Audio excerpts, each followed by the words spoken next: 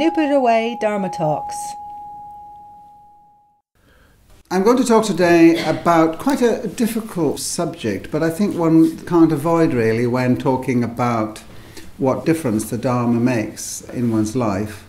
And that is the question of what one is like as a person and whether it makes a difference what one is like as a person in trying to benefit from meditation and all the Dharma teachings.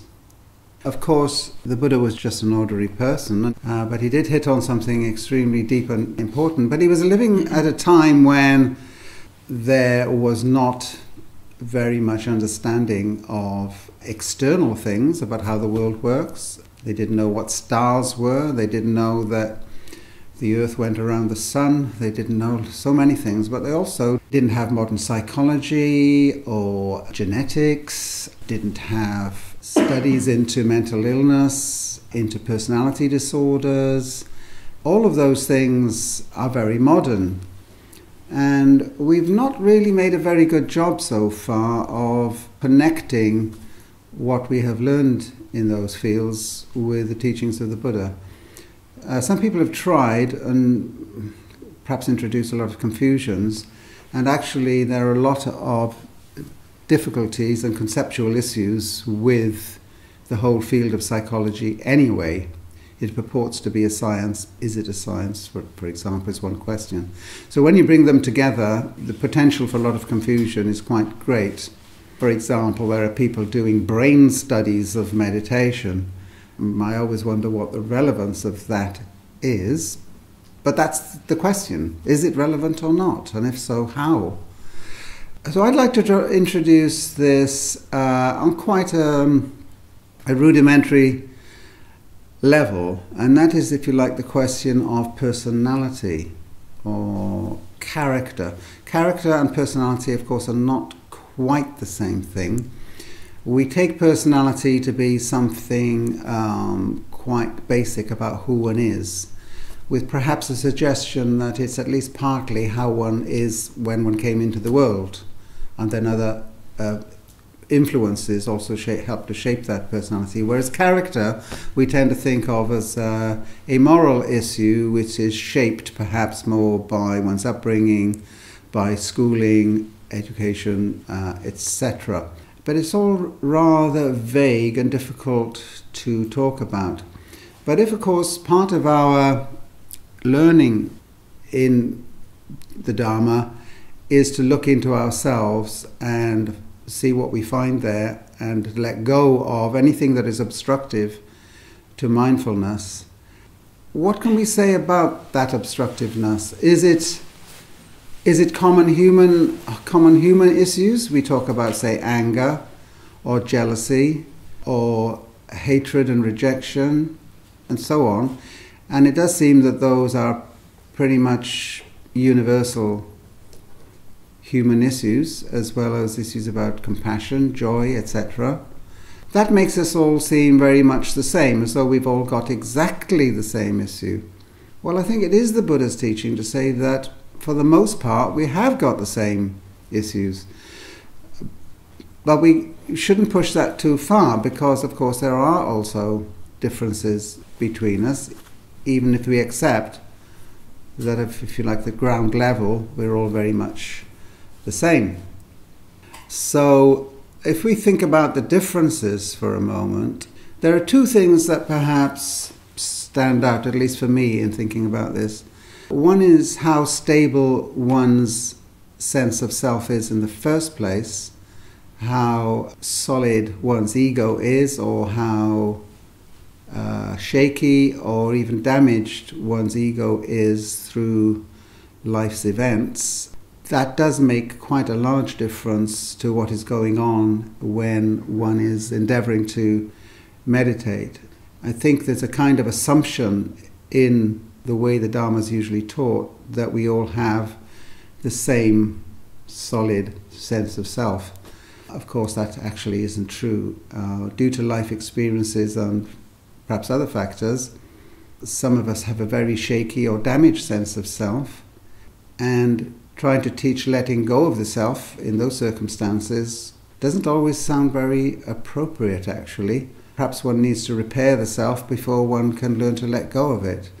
But that's an example of an issue which I think is a modern issue which doesn't occur in the earliest teachings or collections of teachings of the Buddha, the notion of repairing the self, perhaps in order for it to function in meditation.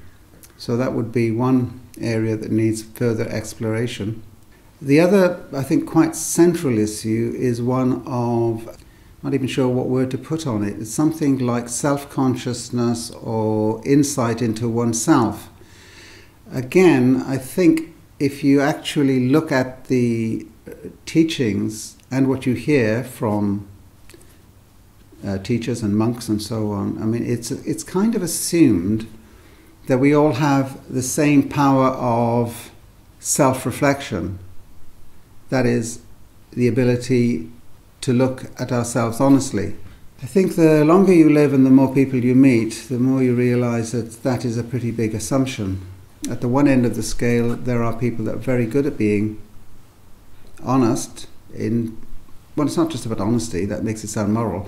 Let's say they have the capacity or the ability to describe themselves in a way that most other people would say, yes, actually, that is you, and just accept that that is how they are. And at the other end of the scale, there are people that seem to have very little capacity or ability to see themselves as others see them.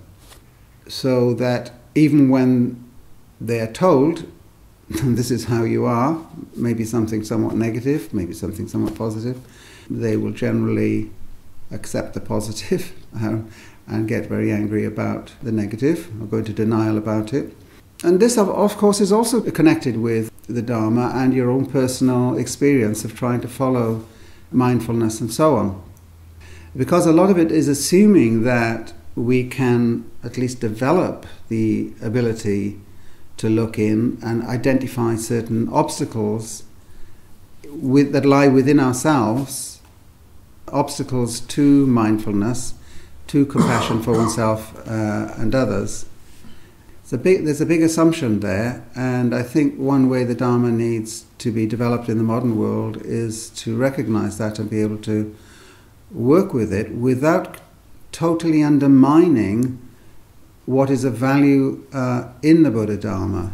Because, of course, at the moment, there's a kind of turbulent academic and psychologizing of the Buddha Dharma going on, with people, for example, saying it's really all cognitive behavioral therapy, or it's, mindfulness is good for depression, and really meditation is just a function of the brain, and functional MRI will show you where in the brain this is actually going on, and all of this is kind of swilling around, and you feel that the danger is that we'll actually lose what it was that the Buddha was actually teaching us, which is very human, very simple, and very direct. However, this is the year 2013. It's not the year 2500 BC. So how can we carefully and intelligently connect the Buddha Dharma with modern knowledge without losing what is of value in it? And I'd like to just give one example, and this is just one example, many, many issues. And that is the issue of what we might call personality defects or even personality disorders. In the past, I've always been very suspicious of the psychiatric categorization of people as having certain personality disorders. Didn't seem, for one thing, to be particularly scientific. But on the other hand, I think if we meet a lot of people, interact with a lot of people, maybe have had certain relationship problems, we do now and then encounter individuals who seem to have particular difficulties in life, and because of their difficulties are generated all around them. So a personality disorder could be something like, for one example, would be sociopathy, in which an individual is identified as having an inability or incapacity to empathize with another person's distress at all, and often have as a result, or what goes with that is that they have a manipulative form of relationship with others in which basically what is driving them is simply gain, or what the Buddha talks about, pleasure, praise, fame, and gain, is always to gain something. Now, one could talk a lot about this, and I'm not an expert on sociopathy. However, I think it is talked about a lot, and it's mentioned to explain the behavior of people that sometimes do pretty shocking things, which seem very inexplicable to those of us who are coming from a different perspective. Let's say sociopathy is a fact. How do we link that with the teaching on compassion? Another personality disorder, or let's say so-called personality disorder, depending on what you feel about this categorization, is narcissism. The idea there is that someone has a particular incapacity in seeing things from other people's point of view, so that whatever comes their way, or whatever is going on, or whatever sufferings other people have, they will always bring it back to themselves. So even if it's a clear case of discomfort or suffering with somebody else, they'll say, "Oh yes, and I've been very sick too," or I'm the one that's really suffering. So it always comes back. Now, from the point of view of the Dharma, what is difficult, I think, is how far this is remediable. That is, how far can it be remedied or changed? Let's take the example of narcissism. Now, without going into what it says in something called the Diagnostic and Statistical Manual of Psychiatric Disorders, let's take it as, just say, a general feature that we find more or less in all of us, but more deeply embedded in some than in others, which we could, let's just provisionally say, it's an inability to see things from the perspective of other people. But let's just, to make it easier on ourselves, let's say we take it in a fairly extreme form. So this kind of person will like being the center of attention, they will be exhibitionist, they will like to perform, they will like to be looked at, and whatever comes up, they will always twist it back around to, it's about me. I think we can all kind of recognize that in a general sort of way as perhaps something that is a little bit in all of us, but more exaggerated in some, and so exaggerated that it can become a hindrance in that person's life. They can become, quote, dysfunctional.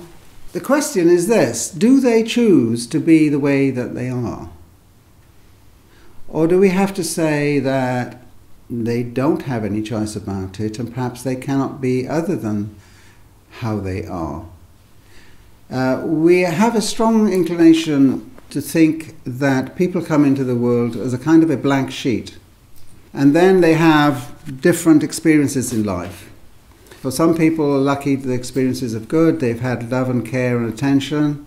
Others have been treated monstrously or with neglect and are shaped by that. And so we have this picture of kind of, we're all more or less the same, and then it is experience that changes us. Now, this is no doubt true, or partly true. I think we can see the truth of that. But what if we also have something, now I don't want to get into genetics, let's call it an inheritance, and that is a part of you which is what you come into the world with. And sometimes we can see it in family characteristics, that, oh, isn't he or she just like mum or dad or the uncle or granddad or whatever? Maybe a very pushy, willful person, or maybe a very shy, retiring person. You can't help feeling that it's somehow who we are is a combination of what we came into the world with and what has happened to us. And it gets so intermeshed that we can't separate it anymore. Now, if it's true that we're not a blank sheet then when we come into the world, that there's a kind of potential maybe to be narcissistic, maybe to be very willful and a bully, maybe to be very shy and withdrawn and introspective. All of that can be changed to some extent, but that's what you're working with. So to use a very simple metaphor, A bean plant does not become an orange tree. It becomes a bean plant. You know? A pear tree seed or seedling becomes what? Becomes a pear tree. Right? You'd be pretty shocked if it became a cabbage. You think, well, how did that happen? Well, it's kind of a metaphor that maybe each one of us, in a way, you know, is carrying some sort of inheritance. We don't need to go into genetics to talk about this, because I think most of us sense that there is some truth in that. Okay, so if this is true, what can we learn from that? Are we very harsh in judging others very often? Do we always assume that they can just choose to be different? That's one question. So if somebody is very willful, they're always, you know, getting what they want, must do it my way, we assume that they could do things differently. If we find that irritating, gets in the way of cooperation, we'd like to think that it can be changed, or changed to some extent. Difficult one to decide, isn't it? What about the narcissist, who's got very little insight into themselves?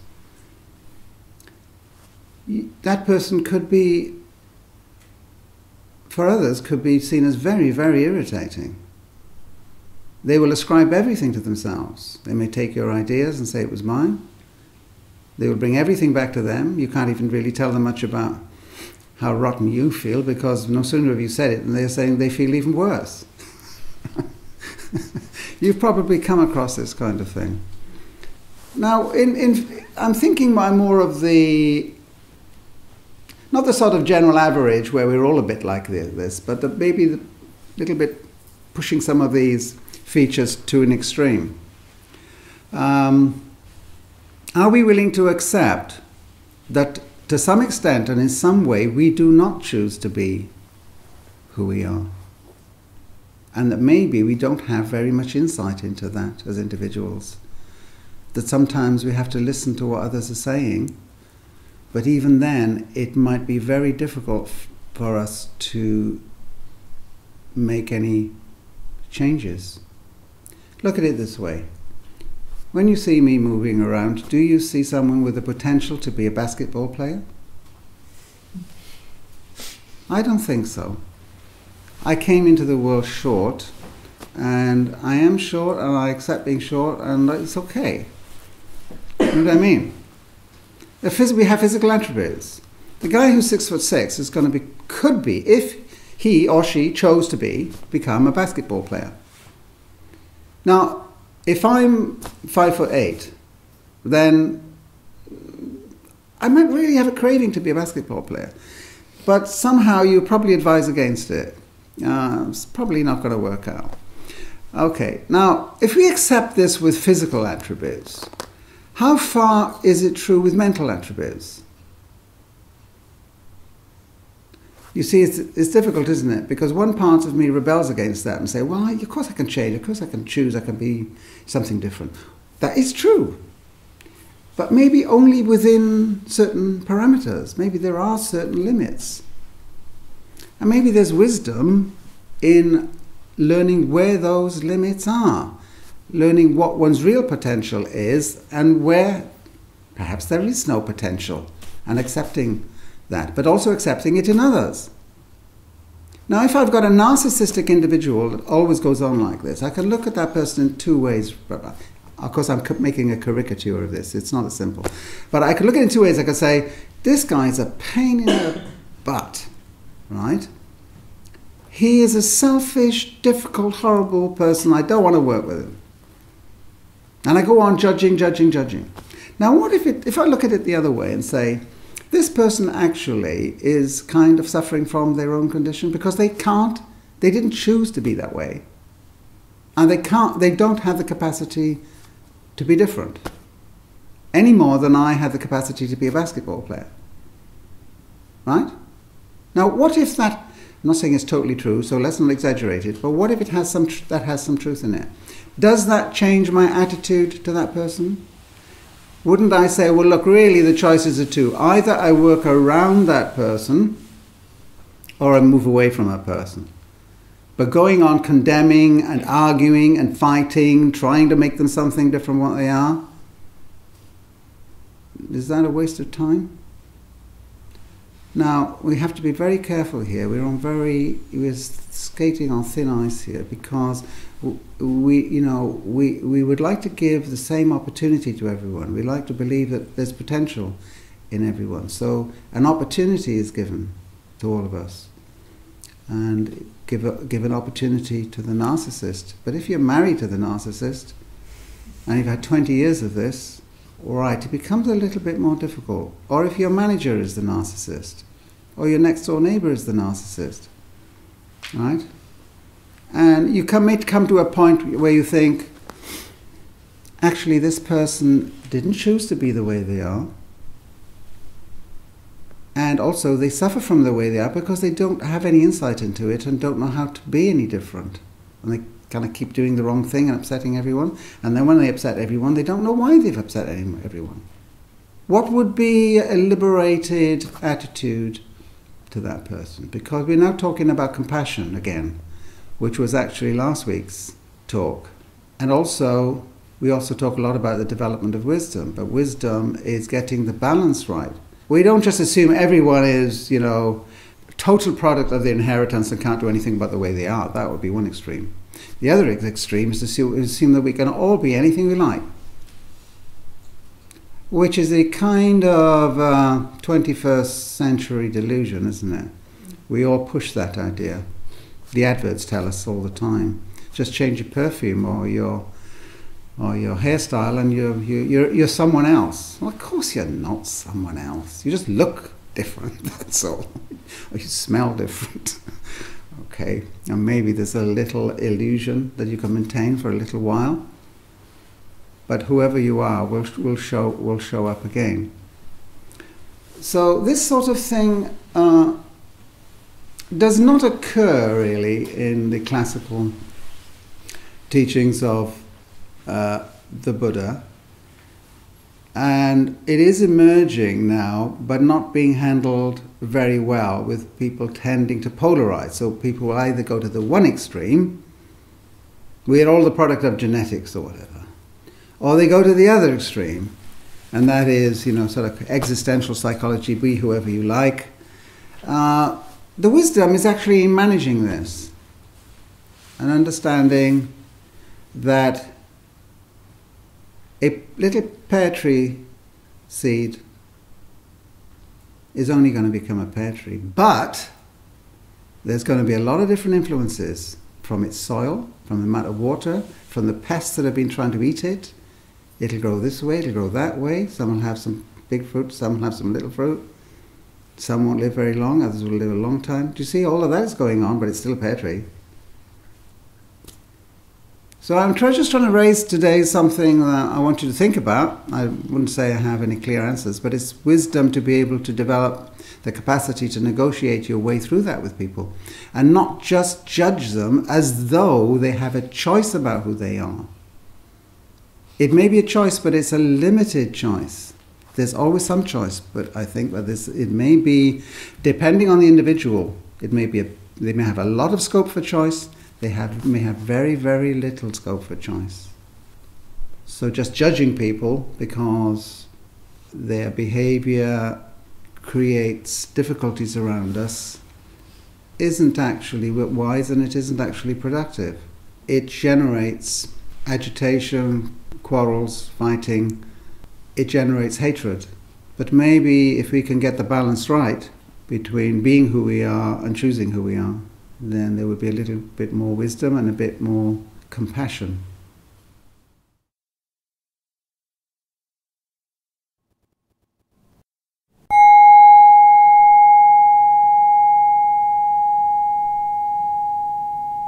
New Buddha Way approaches meditation as a way of life, letting go of East and West, past and future, and starting afresh here and now. To find out more, visit www.newbuddhaway.org.